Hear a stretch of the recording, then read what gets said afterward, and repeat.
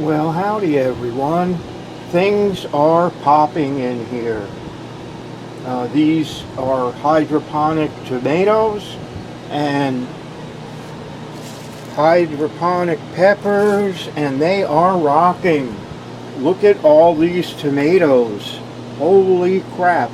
I gotta find some friends. I can't use them all. But this is really probably the best that I've done with this plant ever in any kind of a system. There's more down here. There's gotta be 1, 2, 3, 4, 5, 6, 7, 8, 9, 10, 11, 12, 13, 14, 15, 16. There's at least 17 tomatoes here, and there's probably more because there's some in the back that I can't see till I really tear into this. And you can see we've got fresh flowers coming on top. So this plant is going to town. On the peppers, there's some red peppers. It's kind of hard to do.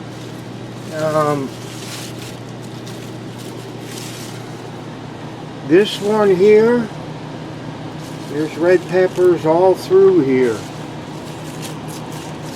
You know, the good thing about the peppers is you can freeze them.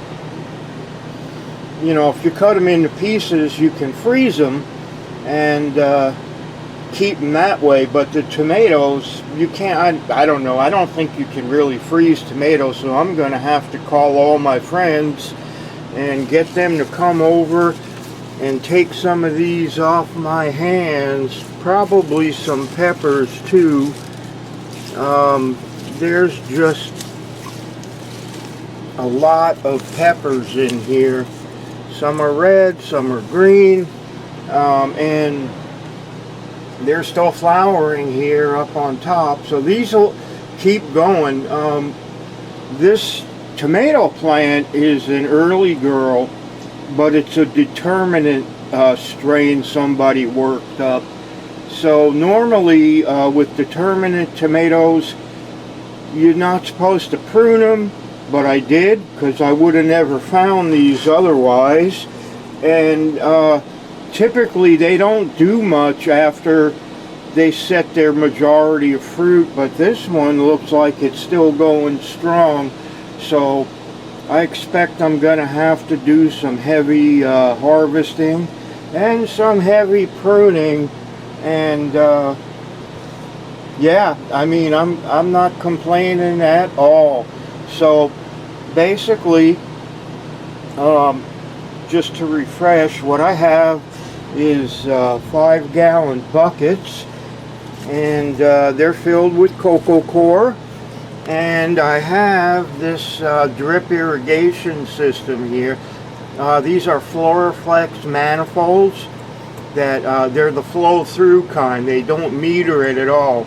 And what I have is, if I can find them, these emitters are open-ended. That way they don't plug. And actually I can see this is running right now. So these plants are getting watered automatically. There's a pump in my reservoir over here, and it's on a timer, and it's set for, I think, 3 minutes on every 3 hours or 4 hours. Now I usually used 4 emitters in each pot, but this time I only used 2, and it seems to be working just right. So I have the other ones plugged. So basically this is an automated system. The lights are on a timer, and the light is HLG 650R. It's a really powerful light, and I keep it pretty far away from these plants. It's probably 3 feet away at least, and I don't believe it's turned up all the way either. This light is really expensive. Most people won't want to spend $1,000, you know, $1,200 for a light, but I actually got lucky and I won it in a contest as a giveaway. The only thing I've ever won, but it was a good one. So like I said, these are being automatically watered, and then the lights are on a timer. So really all I have to do is check the reservoir and make sure it doesn't run out of water. This reservoir here in the corner is a 27-gallon tote, but I have to fill it up about every 5 days, or else it will run too low to pump out the water. So that's the only thing I need to do is check on these, and it's a good system. It's pretty easy to set up, and it's pretty easy to maintain. So I mean, I'm in a closet, but you could do this in a grow tent. You could do this just out somewhere in your living room, as long as you had a place to hang a light. You probably can't do this indoors with just sunlight. I mean, you might be able to get away with it in the summer in front of a sunny window, but you really need consistent light. These plants get 12 hours of light a day, day in, day out, and then 12 hours of darkness. You do need a dark cycle as much as you need a light cycle. So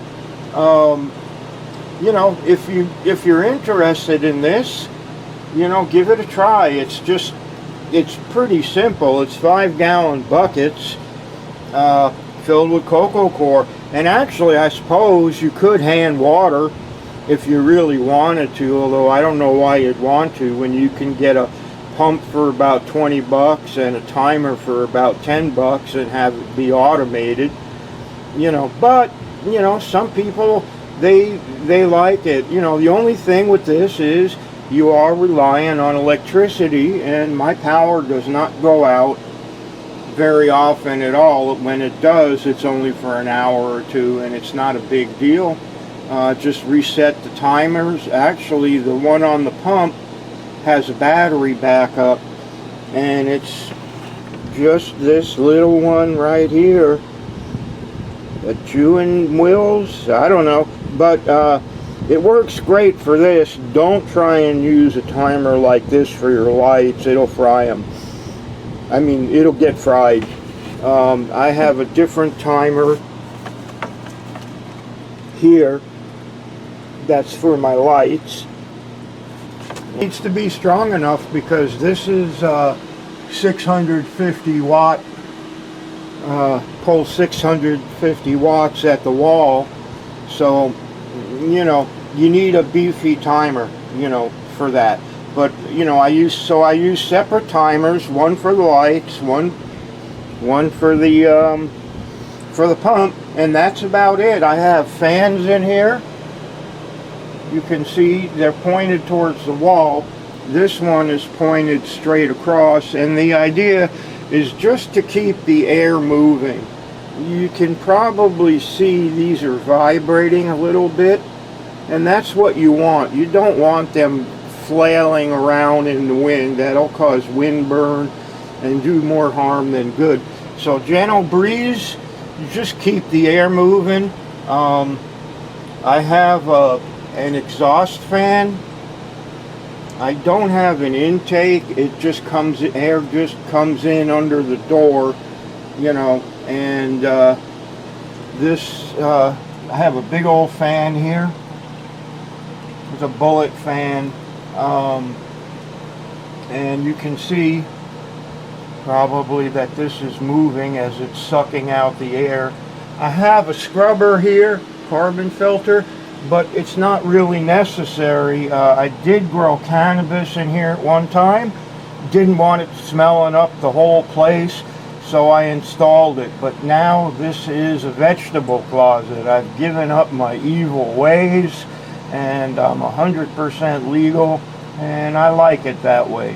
So you know, it's a bit of an investment. If you're going to do it in a closet or in a grow tent, you're going to need an exhaust fan for sure. Most grow tents have flaps on the bottom to let air in, so that's not too much of a problem. The problem that you have to deal with is getting excess heat and excess moisture out of the room. I do have a CO2 monitor here. I don't use CO2 anymore, but I have it monitored, and actually it's 673, which is pretty good considering ambient is about 450. Some of it might be because I'm in here talking, but since I don't run it anymore, but I have the meter, no harm having the meter run. I do have a meter in back here that measures the parts per million and the pH in the reservoir, but it's not accurate anymore. The parts per million are, but pH meters are short-lived. So really what I do is I check the reservoir with a hand meter when I mix it, and I try to keep it around 1,000 parts per million. Some people might go more, but I find with fertilizer a lot of times more is less. So these plants don't look like they're struggling in the least. So I guess what I'm doing works. The new growth on here is a lot lighter, and I'm not sure what that means. It could just be that because they're ripening so much fruit, a lot of the nutrients are going to the fruit, but I'm not too worried about it. I'm pretty sure they'll be fine. Yeah, good grow. Give it a try. You might like it. Alright everybody, take good care of yourselves. Happy gardening. Don't forget, keep it green. Alright, see y'all later. Bye-bye.